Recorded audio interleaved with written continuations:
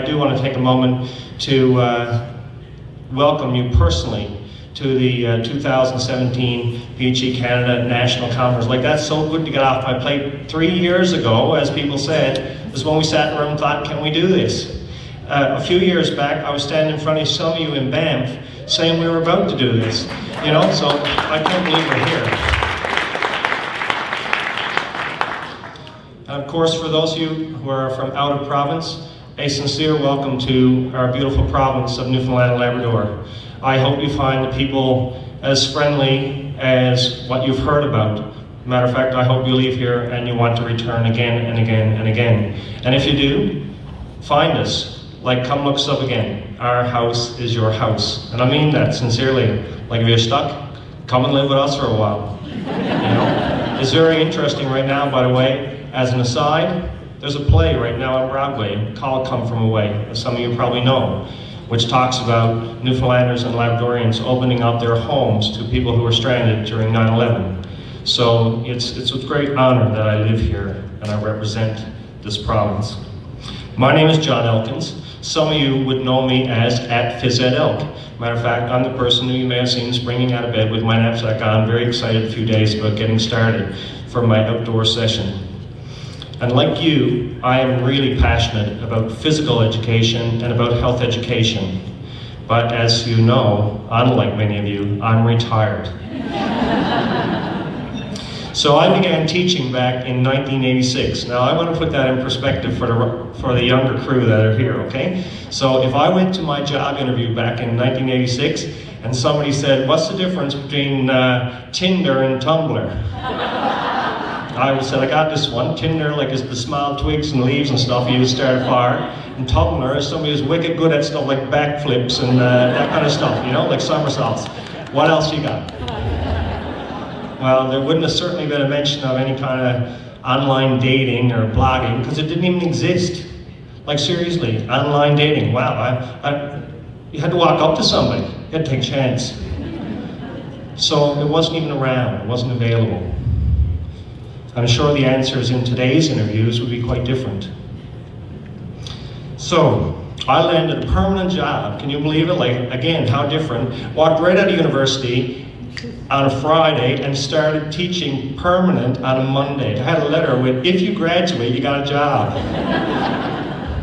Very different from today's world, where some of our young kids have to spend a long time substituting and paying their dues, standing on their head to try and get into the system, let alone get their own place to call home. After 22 years of teaching in the classroom area in the city here, I decided to take a move, and I moved down to the school board, where I worked for another 8 years as a program specialist in physical education, health education, and in science. The science piece, by the way, came out of a very interesting job interview for me. I started university as a geologist. That was my first degree. And I was walking down the corridor, and the director at the time, as we were passing by, he said, you got a science degree, don't you? And I said, yes, like out of the blue. Good, you're taking over science next year along with what you're doing. And I was just really, oh my God, I hope I can do this. So I played through a lot of different worlds in the school system.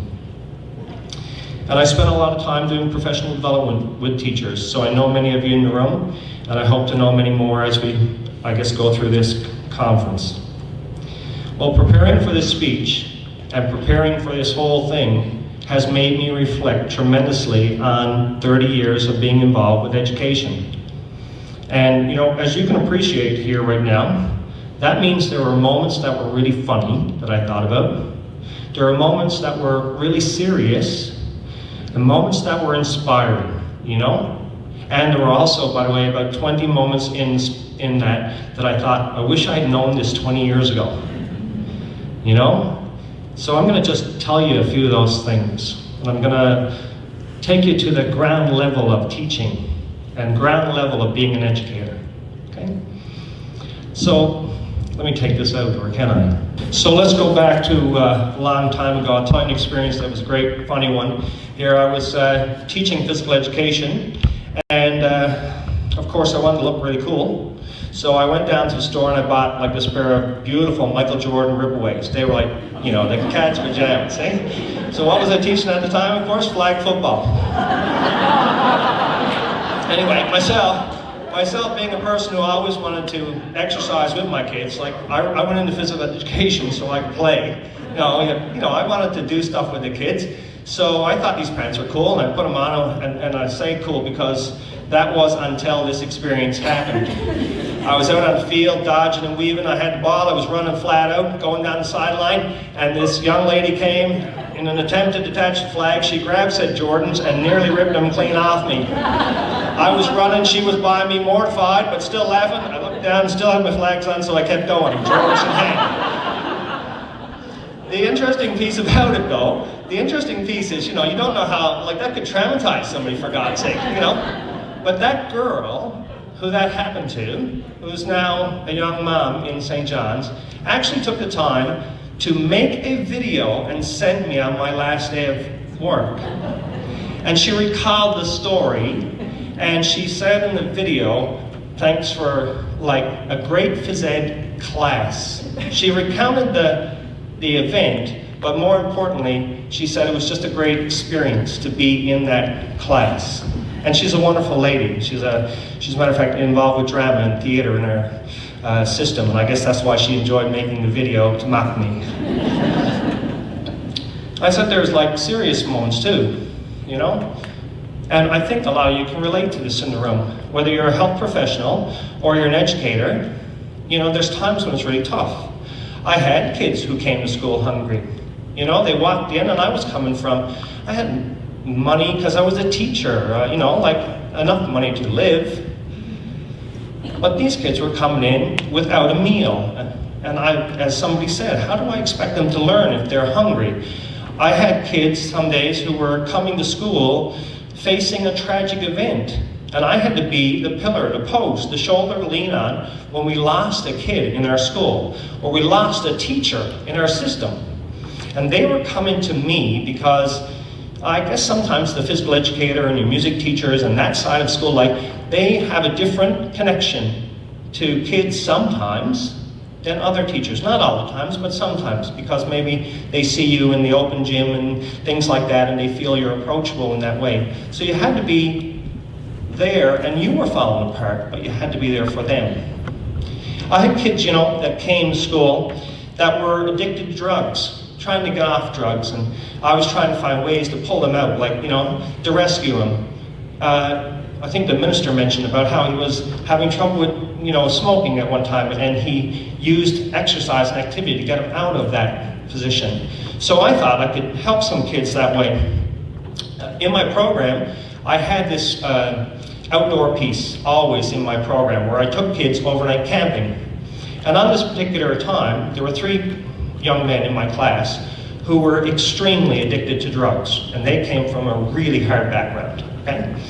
So I was there in the staff room and I told principal and the other teachers, I'm taking them.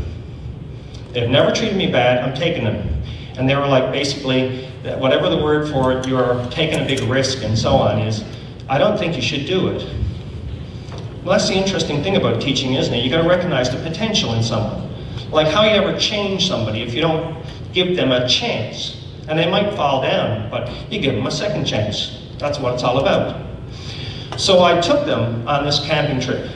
Well, that night, I went home and I started to rethink things. Like, what if I get in trouble? You know, what if they do something foolish? The board could come after me. I was a teacher then, and you know, I didn't know that what my rights were. What would happen if they did something bad? So I said, I know what I'm going to do. I am going to find out what they're really good at. I'm going to keep them engaged. I'm going to keep them in my back pocket on this trip so they don't get into any mischief. So lo and behold, these guys were right into rap music. And I mean like hardcore gangster. I mean, this was some really hard stuff, okay? So I was sitting there, well, what would I do? Well, I went home and I wrote the Newfie Rap. And I said, I'm going to get these kids engaged some way to teach me about rap. And show them that I was a writer myself and I knew what I was talking about. So we're on the long hike into the trip, you know, and I called the 3 amigos back with me. And I said, guys, like, I got this rap written. I wonder, like, could you lay down a beatbox track for me? They're all over it. They looked at me, absolutely, what do you got? You know, so they busted out a couple of rhymes there, which I can't repeat. But I decided, well, I need a track, you know, I need like, you two guys, I need a couple of these, like, you know, those things like, you know, and I gave them the little hint, and they were, yeah, I got that, sir, I got that, I know what you're talking about. Gave them the beat, and I looked at the other kid and I said, I need a couple of those other, you know, waka, waka, waka, a few of those things, sound effects, etc., to make it, like, cool. And the last guy, who was the bass player and drummer, not a singer, he was looking at me. We had no electric guitar. So I said, I'm just looking for you for a couple of yes buys at the right example. So I'll be doing the rap. When I point to you, you will go, yes buy, yes buy.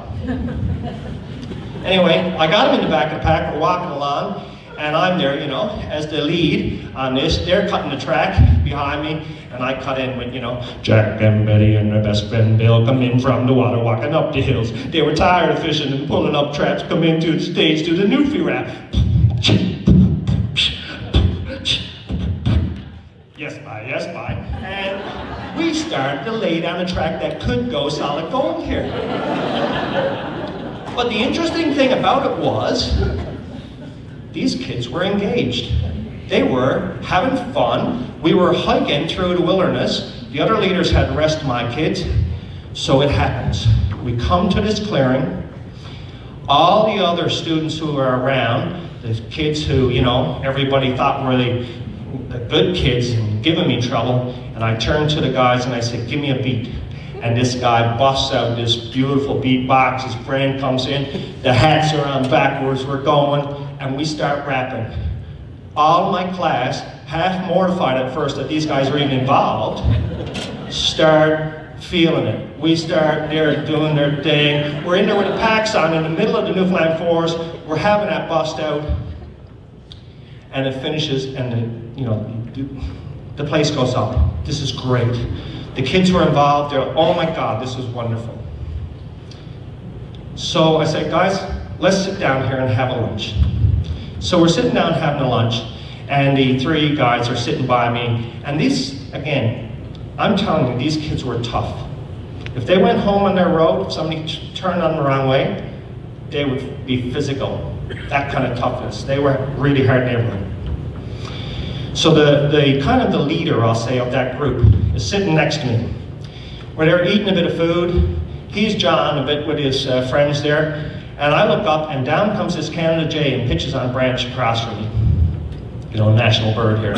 Here in Newfoundland, they're just sausages, a bag of cats. They'll come to rob every bit of food you got. So I'm here eating away at the granola bar, and I look up at the Canada jay, and I go like this. I put a piece of food on my hand. Jay floats down that tree, lands in my hand, looks at me, looks at the food, picks it up, flies off. Well, the young fella next to me, who is the ringleader, toughest guy I ever met at school, is gobsmacked. He's completely, oh my God, did you just see, like, did anybody just see what just happened? That bird come right down the land and on his hand.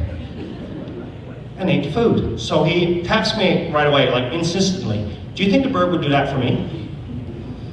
I said, yes. So, but you gotta let the bird know that you mean it no harm. Put the food in your hand and lay it out. And when he lands on your hand, it's gonna feel really funny, like the legs and feet are gonna be scratchy on your hand, but you can't pull back.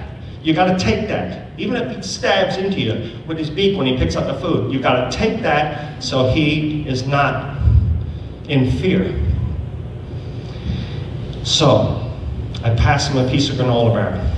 The rest of my class is in dead silence, looking. I'm sure half the children there, half my students, are thinking, what if the bird comes down? Will he grab it and crush it? Like, I'm serious. Like, they think this kid is the toughest kid they've ever met. What could be the result here? Mr. Elkins, what are you doing? Like, he could hurt that thing. The other half are just wondering, is it going to happen? And he holds out the food. And the bird comes closer and floats down and lands on his hand. And he brings it in. And he's looking at Jay right in the eye, and the Jay gently picks up the food and still there. And then his buddy next to him says, "Sir, that's not the first time you had a bird in his hand." And the tenderest moment in the world went from, he looked at his buddy, went up, you know, "I'm going to beat the face off you." And I thought the arse was out of her.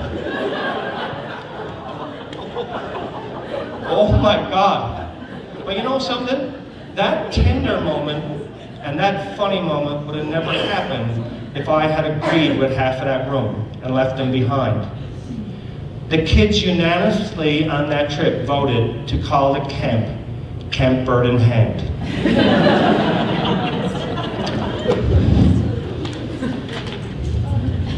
I've been inspired by so many students. You know, I've talked to some of you about this before, but I don't mind sharing with those of you who are here for the first time. I'm going to give you just a couple of things. Like one in particular that I mentioned in one talk before was a young lady who used to go around our corridors in a wheelchair. And, you know, she's that big smiling face, kind of the most pleasant kid you'd ever want to meet. And, you know, she decided to come downhill skiing with us. And I got the help from Easter Seals to get a professional paraskier and a sledge and so on. And we took her up on the ski slope there. And like, she skied every slope. Every single one, with big yahoos and fun and everything like that. Can you imagine what the experience was like for my other kids? You know, I'm just not taking away from her, but the other kids who realized what was possible, what you thought was impossible, happened right in front of your eyes. And I'm telling you, I had kids who I thought were pretty solid, that were pretty emotional when they saw that happen, when they saw her ski. I had a kid one time who was had severe dyslexia. And he was involved with my outdoor backpacking group. I used to run a group for kids sort of after school and on the weekends sometimes. And he came up to me one time and he said, "You know, Mr. E," that's what all the kids used to call him, he said, "I want to become an outdoor leader. Like, not just like local, no insult to you kind of thing. I want to lead at the National Outdoor Leadership School. I want to take people to places like Everest, places like TA goes to. That's what I want to be. But I'm really worried because a lot of people have told me that I probably can't do it with my dyslexia." And I said to him, I said, "Well, the hell with them." I said, "If that's what you want to be, then be that. Do what it takes. Find the right people who believe in you. Find the people who will make that happen." And you know something? He did. He became that leader. He wrote a book about outdoor leadership. He became a recognized public speaker, despite some people who would have pawned him off because it didn't flow out easy the first time. That kid, one time, I call him kid, sorry, it's no disrespect, because they were like my children. That guy was doing an ascent of Mount Logan. That's the highest mountain in Canada. So I'm home in my house, and the phone rings one night. I pick up the phone. What the hell's going on with my phone? You know, like, what's happening here? I hear the crackling, "Mr. E." "It's Sean. I'm here on Mount Logan. We're getting near the top. I got a satellite call to somewhere in the world. I got 2 minutes. So I'm making it fast. I thought of you when I was standing here, and you would love it here." He said, "It's amazing. I don't know if we'll make it, but we're trying. Now call Mom and tell her I'm okay." And he hung up.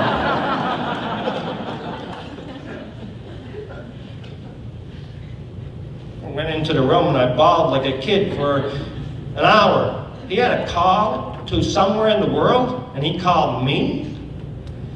And he knows I know his mom and dad. That's the way Newfoundland is, Newfoundland Labrador is sometimes. You know the people in your community. And he said, "Call Mom and tell her I'm okay."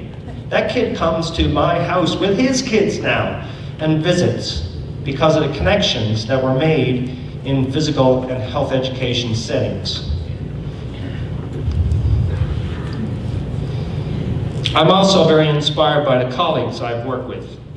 Obviously, the teachers that influenced me, just like I have hopefully influenced some of you, I'm influenced by my colleagues, I'm influenced by professionals who show me things each day.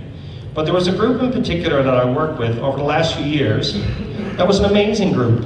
And they're like such a background singer to the big stage, you know? Like I'm here doing a keynote, but they are the real celebrities in my mind.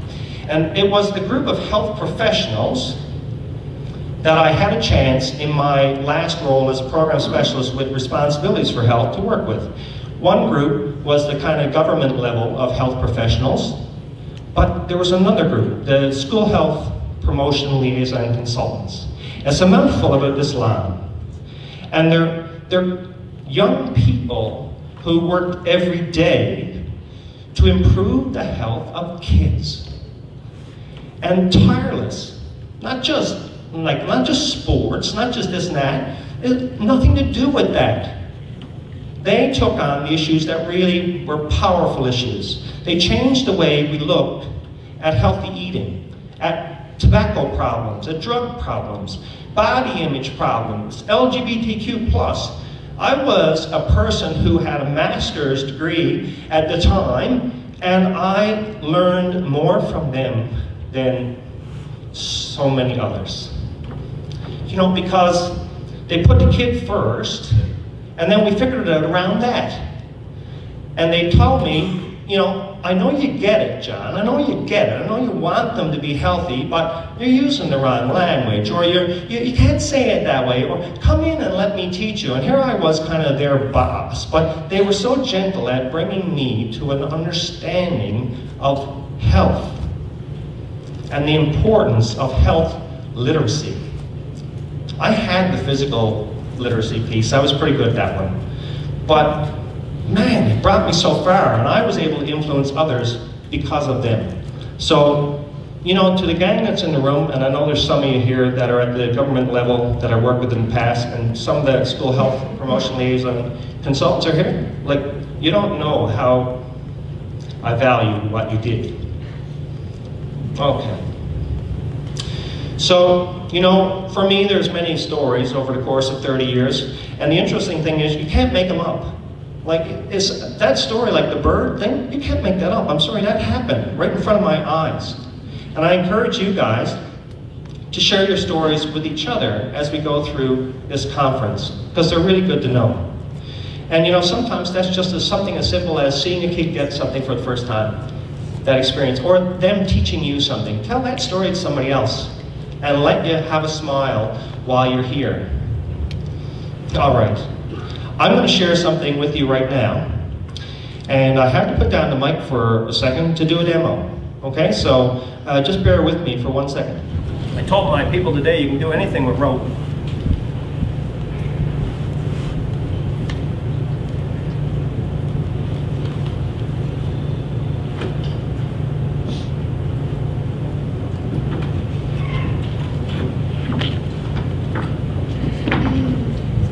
That's a simple knot. It's called the bowline. And it was something my dad taught me, okay? When I was a kid, like a real small kid, like 8. And he told me, or he taught me this, you know, and I was sitting there as a young boy, and he kept insisting, like, learn this. Here's how you do it. Here's exactly the mechanics you go through. Tie it with your eyes closed, tie it around your back, tie it left-handed, right-handed.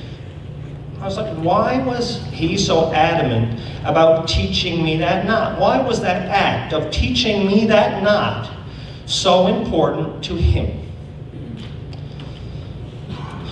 Well, you know, I didn't understand it all at the time because I was a child, but I get it now. Here's why he taught me, and here's why he insisted. Because it was knowledge that he valued.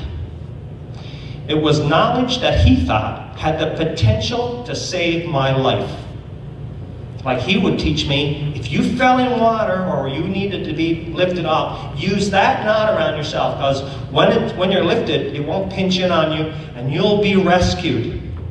He was a person who was a sort of a practical outdoorsman, but he wanted me to know it. And I sort of carry that philosophy now into my own life. I'm like, okay, I learned this bowling, so I passed it on to my sons, you know, because maybe it could save them. And I passed it on to my students. And I even started to pass it on to some of you today. Knowledge he valued that he thought has the potential to save my life. Well, that kind of creeps into my phys ed and health kind of philosophy, doesn't it? I mean, think about it. You want to know why I'm so passionate about physical and health literacy? Because it's what I value. It's important to me. And I know it has the potential to save your life and the lives of the children in front of you. And that's why I'm insistent in any audience to make sure that physical literacy and health literacy is a part of every child's education. And I'm keeping insisting. And you know something? If you guys in this room believe that too, then you share the responsibility to make that happen. It's no good to believe it and then when somebody confronts you, walk away. You've got to do the things that make that happen.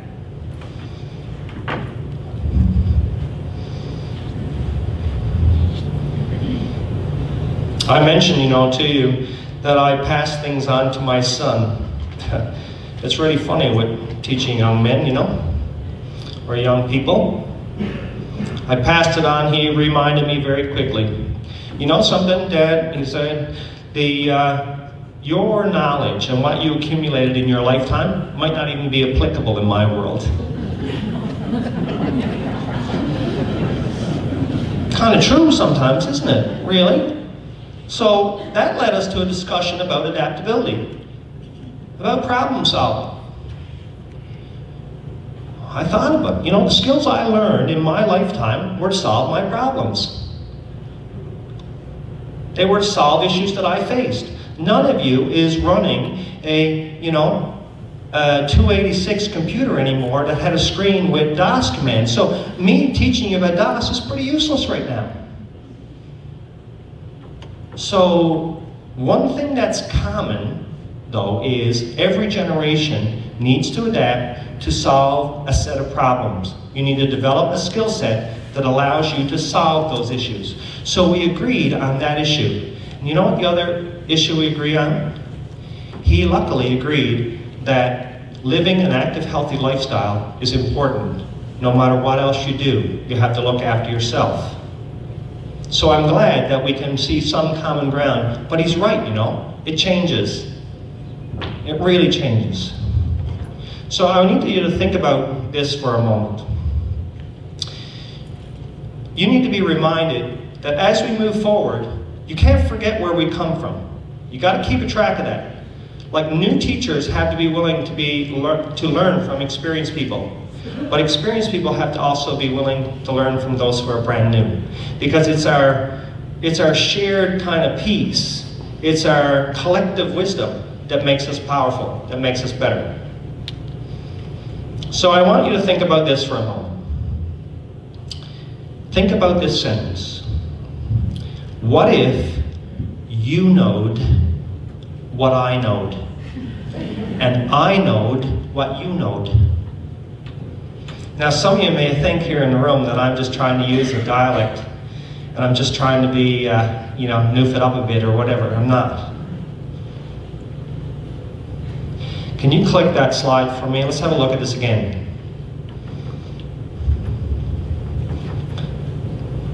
What if you knowed what I knowed?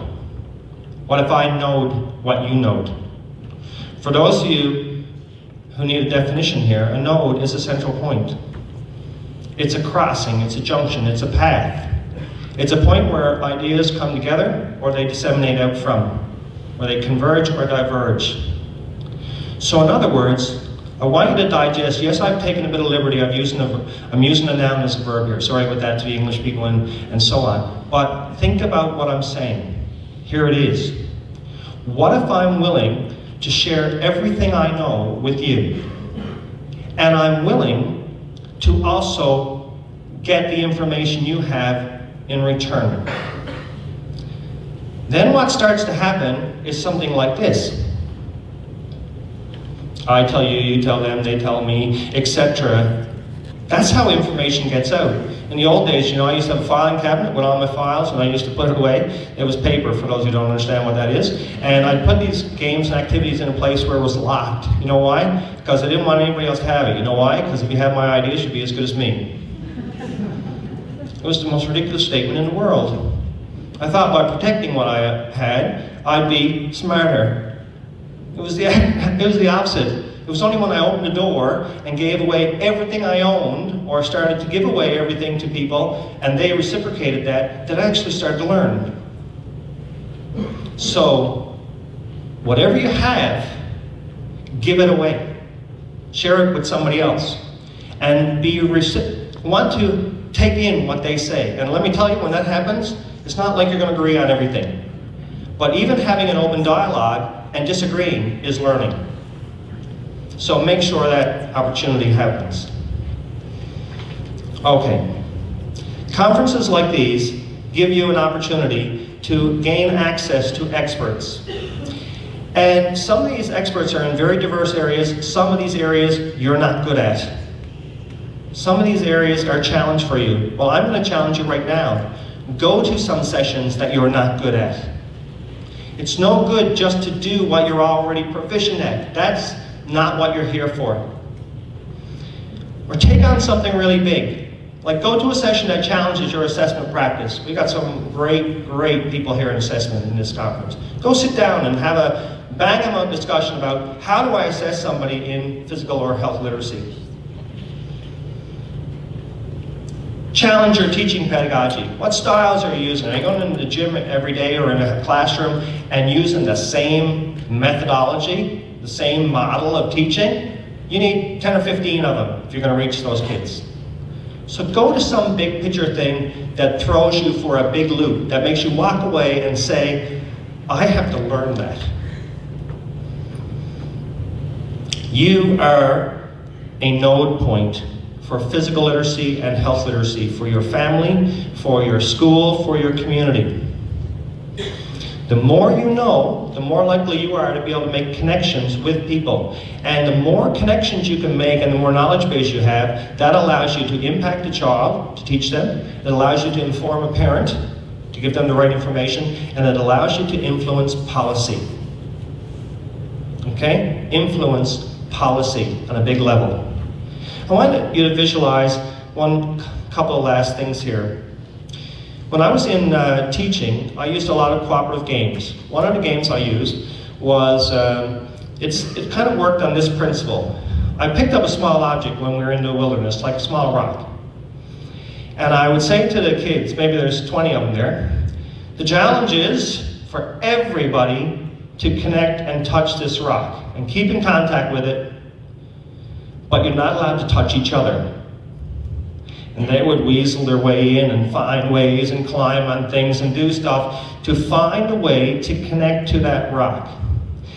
And you know, they might make a little touch on it, but often they couldn't remain connected. The thing was difficult. If I did the activity over and over again with the same object, the outcome was the same. And you know something, if I think about a rock, it doesn't really change much in the course of a human lifetime. If anything, it erodes rather than accretes or creates. So really, I'm not going to get too far if I keep going on that. But if I could change the activity, if I could change that activity from a fixed object to something that changes, something that adapts to the needs of my kids, then you know something? This activity would be a joke. It would be easy for everybody to touch this thing then, and it would be easy for them to stay connected. So it's not hard to draw a parallel with teaching here, is it? Or, you know, if you are a person that is stuck in a rut, by the way, a friend of mine used to define a rut as a grave with no ends. If you're stuck in the same teaching mode, if you're not willing to build on your base, then I'm going to tell you your influence will be at best fleeting. And you won't get very many who stay connected.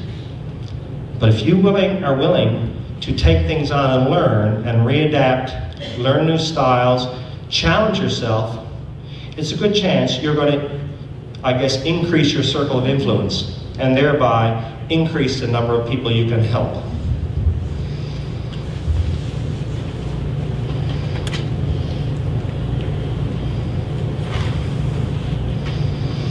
In closing, I'm going to say this to you. It's easy to get discouraged, you know? Really easy to get discouraged in this line of work. Many of you in this room can relate to things like the difficulty you might have had in getting release time, you know, to come to a conference like this. Many of you may relate to an idea that I was in the staff room having a conversation with my colleague and I was trying to explain the level of professional learning that takes place at a conference like this. And there you are, a bunch of gym teachers getting you up, and they're giving you the gears. And, you know, you may get sort of a little bit discouraged there. Well, I'm going to tell you something right now. I also found places that don't even recognize the terms health literacy and physical literacy. They certainly don't distinguish between them. There were times I was so frustrated in my old job, I felt like pulling my hair out. That's why I am the way I am. So, all I can tell you is this. What's not easy to do is to win them over. To be meticulous about what you do when you try and win them over. To be well-researched, well-planned. Design lessons that are a model for any teacher in your school. Have assessment strategies and things that people walk to you and say, how are you doing this? You have got to fight that with being the most professional teacher you can be, or the most professional health professional that you can be. That's the way you win them over. So don't give in. My message is loud and clear on this. Don't ever back down. I don't care whether I'm talking to the CEO of an organization or whether I'm talking to a person that is working in the mailroom. The answer is the same. To me, this is critical. This is vital. And while some people will stand in front of you and nod their head, keep the message going. Don't ever back down. Don't ever consider what you do as being unimportant. To me, you guys are essential in the education system and in the system of society in general as health professionals that are out there. You have the power to change attitudes. And of course, with great power comes great responsibility. So you have a direct impact on youth, and you could probably be the one bright spot for a kid in their day. So don't ever let down your guard. Enjoy the conference, enjoy our beautiful province, and now you know it. Thank you very much.